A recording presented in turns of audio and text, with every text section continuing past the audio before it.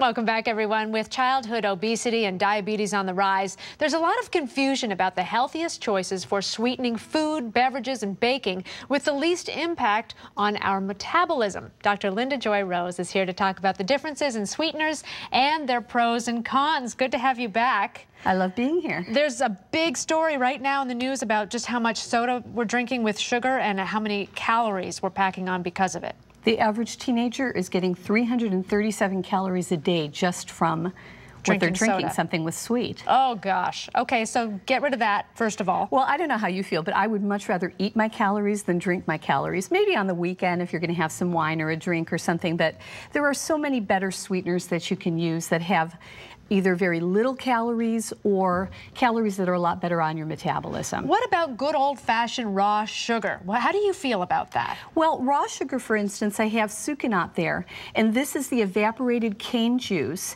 and it's before it goes through the polishing, and so it doesn't have the brightness of sugar, but it's much better for you because it's not fractionated. Whenever you can cut down on any of the processing steps, it's much better for your system. Okay, all right. It's more of a whole food. Because some people just don't like the taste of things if they don't have some sweetness in it. They just don't. Well, there are very sensible sweeteners on the market.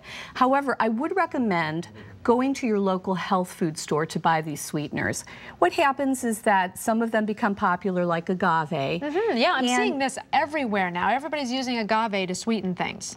When you see it everywhere, it means that it's being made in a very different way than it needs to be being made. So if you're going to buy agave, you should buy agave at a health food store. And if you don't have a health food store close by, you can go on Amazon, you can go on eBay, and you want to buy the more natural brands, because once they go through the processing, agave, if it's been over-processed, could work a lot like high fructose corn syrup. Okay, well, let's go back to where we were going to start with the tea over here.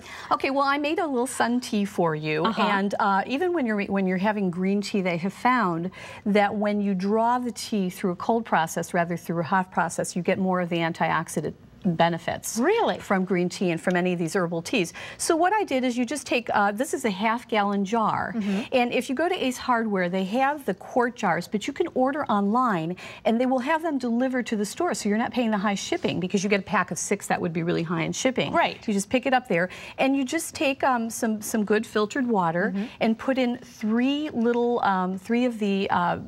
of the tea bags in there, and you put it on a windowsill, and it doesn't even have to be through the sun. It will just draw on it. You just, later in the day, you take out.